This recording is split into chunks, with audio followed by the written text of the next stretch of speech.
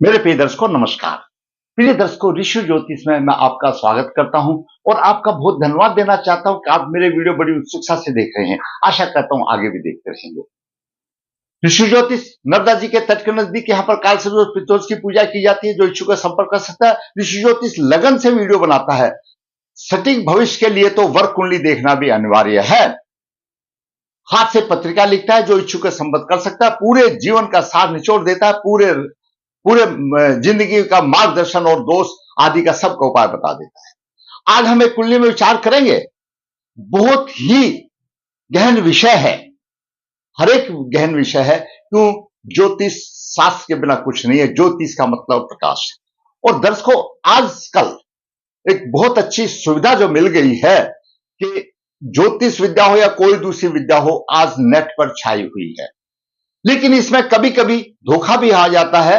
जैसे नीम हकीम खतरा जान, जिसको थोड़ा बहुत कुछ आ गया और फिर डिसीजन यानी लेकर के बैठ गए और गलत काम कर दिया तो बाद में भोगना पड़ता है।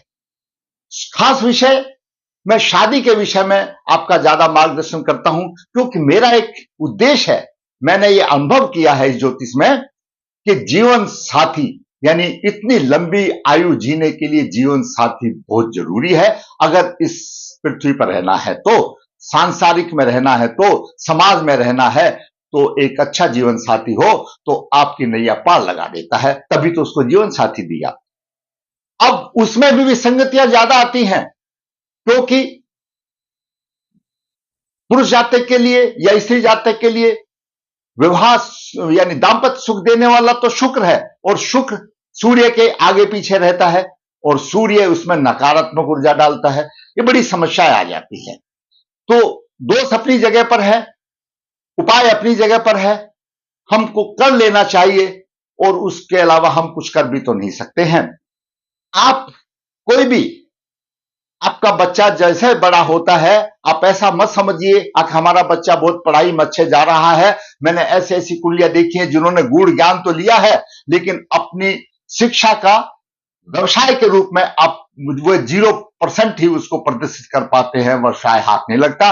और आजकल के आधुनिक युग में शिक्षा का उद्देश्य है व्यवसाय प्राप्त करना। इसी तरह से जीवन साथी का है। अगर अच्छा जीवन साथी मिल जाए तो सुख दुख में बातें करके अपना जीवन पार हो जाता है। और परेशानी वाली आए तो बहुत दिक्कतें आती हैं। थोड़ा सा समझ के देखो, दूसरे को देख के देखो। आपका हो सकता है भगवान ने अच्छा समय दिया हो, लेकिन आप आस पड़ोस में तो देख सकते हैं। तो जीवन साथी योग मिलना बहुत आवश्यक है।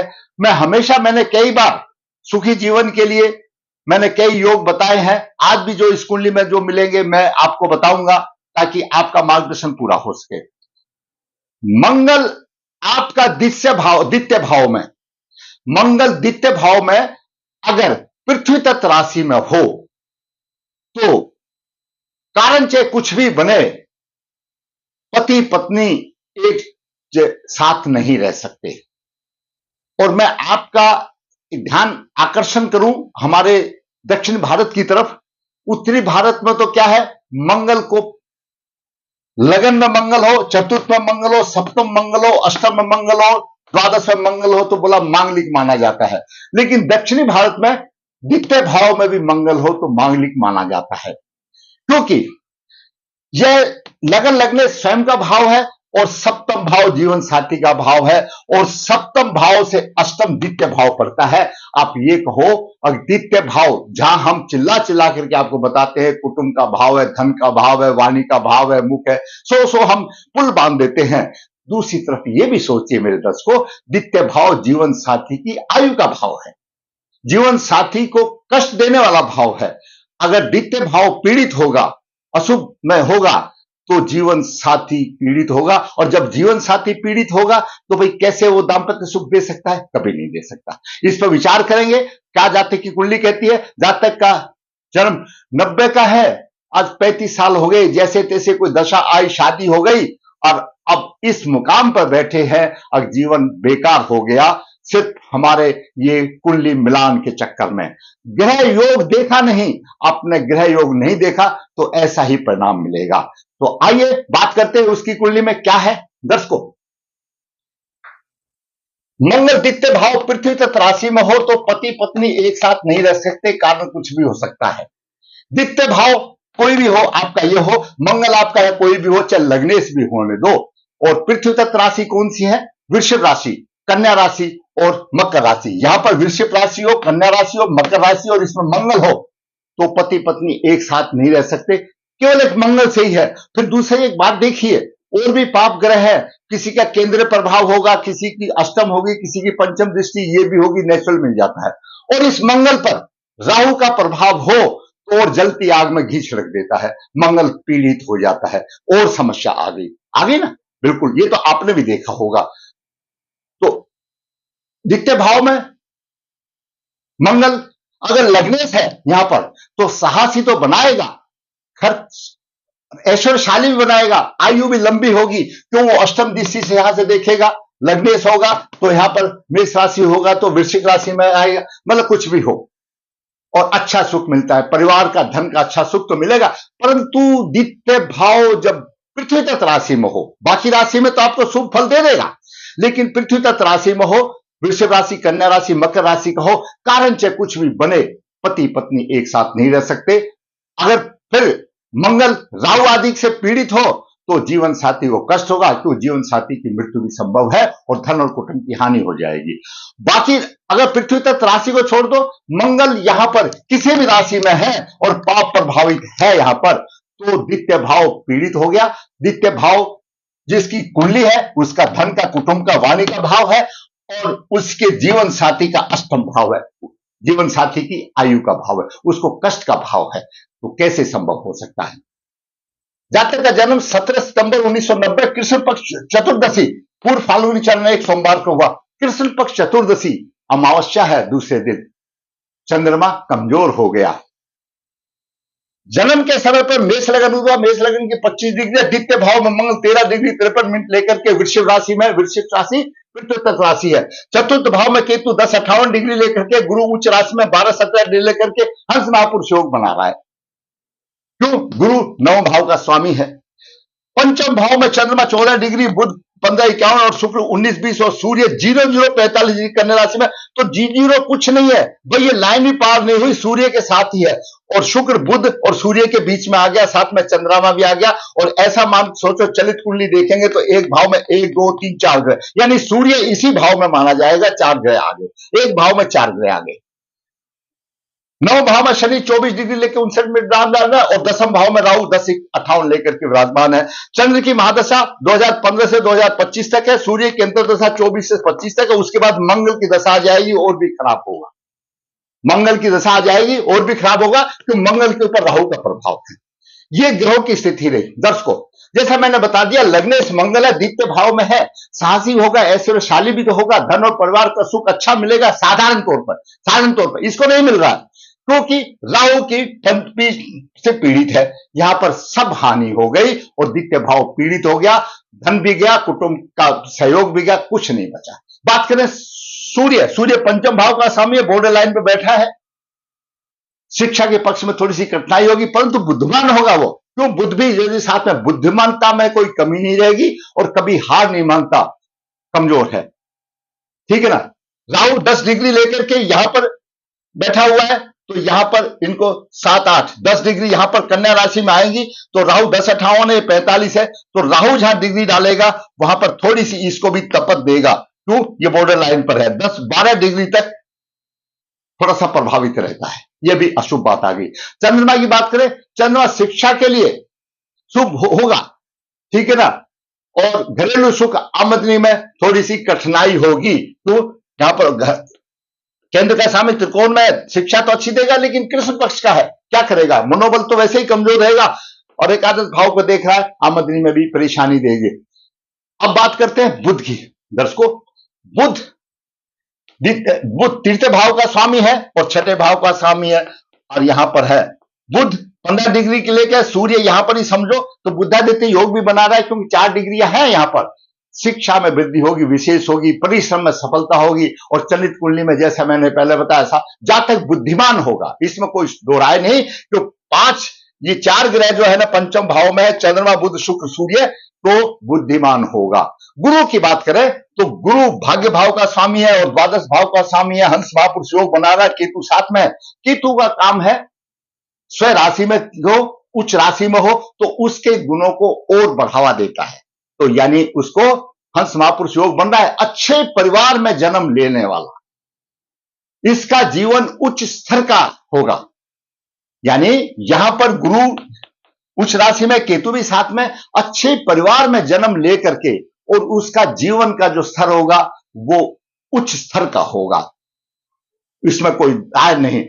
लेकिन नौकरी आदि में होने पर, अगर जातक ऐसा नौकरी आदि में होगा तो प्रमोशन नहीं मिलता, उच्च अधिकारियों का सहयोग नहीं मिलता, शुभ कार्यों में खूब धन करता है और अधिक आर्थिक स्थिति खराब होती है, क्योंकि गुरु द्वादश भाव का स्वामी है। कोई भी लगन कुंडली हो, द्वादश भाव का स्वामी आप कहीं पर भी उच्च राशि में होगा तो खर्च अनियमित होगा, खर्च अधिक होगा और आर्थिक अभाव बना रहता है। और गुरु यहां पर नीच राशि में देख रहा है दशम भाव को, इसलिए मैंने कहा प्रमोशन नहीं मिलेगा, उच्च अधिकारियों का सहयोग नहीं मिलता, लोग घृणा की दृष्टि से देखते, मतलब सम्मान नहीं मिलता। यहीं पर सम्मान घर में ही रहकर रह गया, ये सम्मान घर में ही रहकर रह गया। भाई घर में अच्छे घराने का आदमी है, सिर्फ इतनी इज्जत रह गई, लेकिन कर्म उसके यहां पर कर्म भाव पर अशुभता की बात आ गई। शुक्र की बात करें तो शुक्र सप्तमे है और शुक्र बुध और चंद्रमा सूर्य के साथ में है, परेशानी वाली बात आ गई। स्वाभिमानी तो होगा और हमेशा प्रसन्न रहने वाला भी होगा, परंतु चंद्रमा बुध और सूर्य के साथ है और सिंह राशि में विवाह के 1 साल के बाद ही मधुरता जो है गायब हो जाएगी। शुक्र चंद्रमा के साथ है, अच्छा योग नहीं बनता। बुध के साथ है, बुध नपुंसक ग्रह है और आगे सूर्य है, तो यानी ये 4 ग्रहों की स्थिति और शुक्र वहां पर फंस गया, उसको नकारात्मक प्रभाव देगा दांपत्य जीवन के विषय में, उसके भोग विलास के संबंध में परेशानी आएगी, उसको सुख नहीं मिलेगा। और किसी भी भाव में अगर 4 ग्रह में हो तो वह एक प्रज्ञा योग बन जाता है, वैराग्य से जैसा बन जाता है, उसमें परेशानी आ जाती है। यानी थोड़े शब्दों में कहो तो दांपत्य सुख में परेशानी आती है। शनि भाग्य भाव में है, दशम और एकादश भाव का स्वामी है, धीरे धीरे धीरे व्यवसाय में उन्नति तो करेगा, लाभ की स्थिति बने भी, पराक्रम भी होगा और शत्रु पर प्रभावी भी होगा, वो बात एक अलग है। लेकिन विषय आ गया जीवन में कैसे मजा आएगा।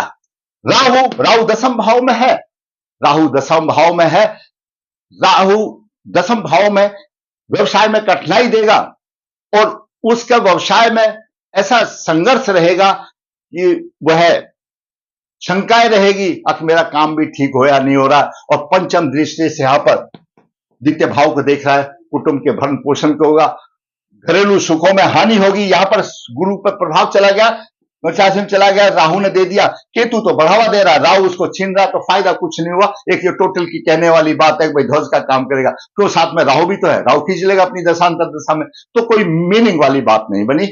और राहु की 9 दृष्टि 6ठे भाव पर है, रोगों पर शत्रुओं पर प्रभावी रहेगा। केतु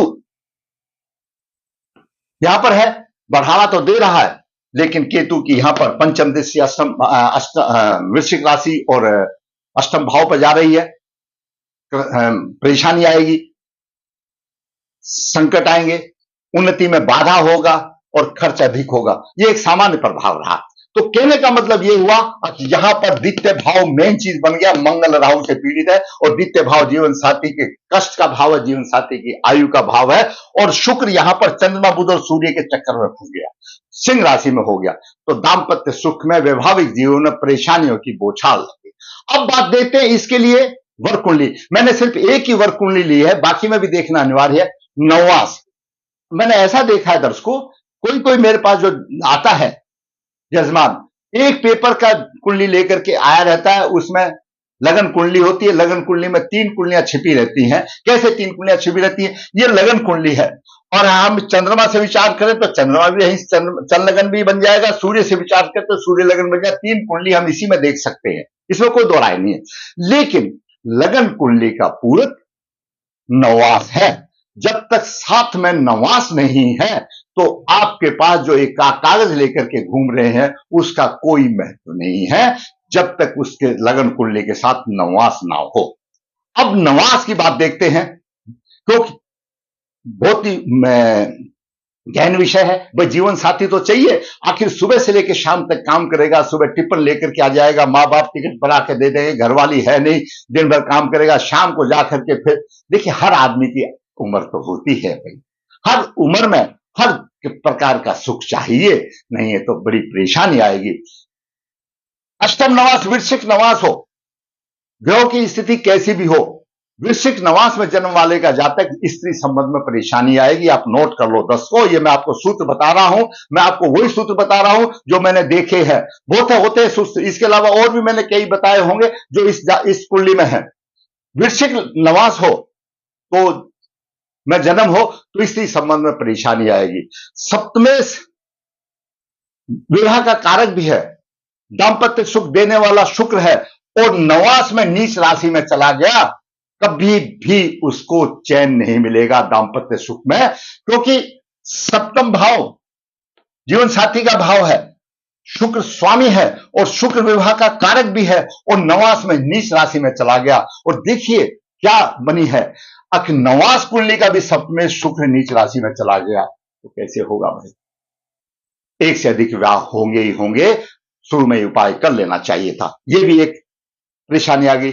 शुक्र पर बुध और सूर्य का प्रभाव, शुक्र पर बुध और सूर्य का प्रभाव वैवाहिक सुख में परेशानी देता है।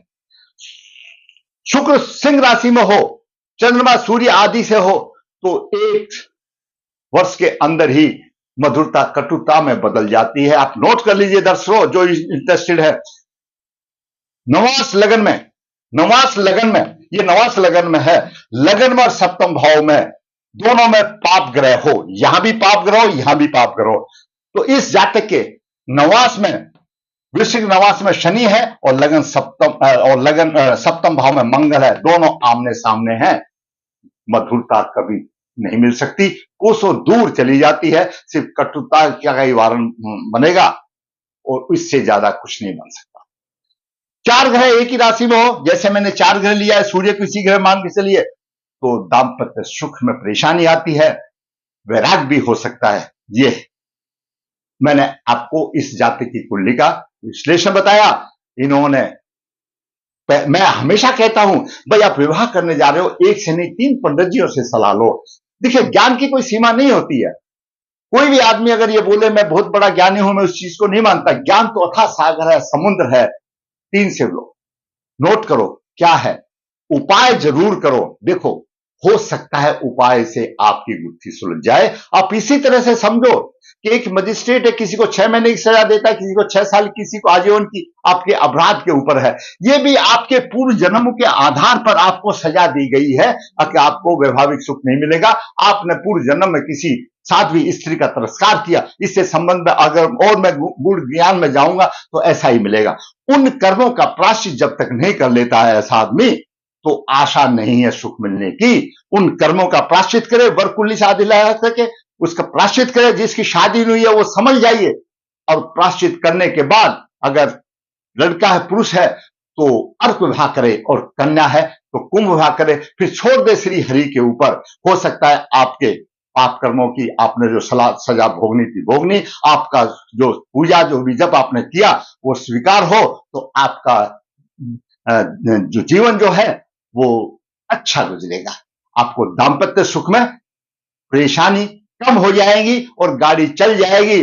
जैसे कि मैं बोलूं दूर हो जाए असंभव है, लकड़ी को जितना झुकाओ झुक सकती है, ज्यादा झुकेगी टूट जाएगी। टूटने से जरूर बच जाओगे भाई, झुकेगी थोड़ा सा सहनशीलता हो जाएगी और आगे गाड़ी का पहिया चल जाएगा। इतना मेरा आश्वासन समझो भाई, आश्वासन नहीं दे सकता हूं, बाकी तो प्रभु के हाथ में।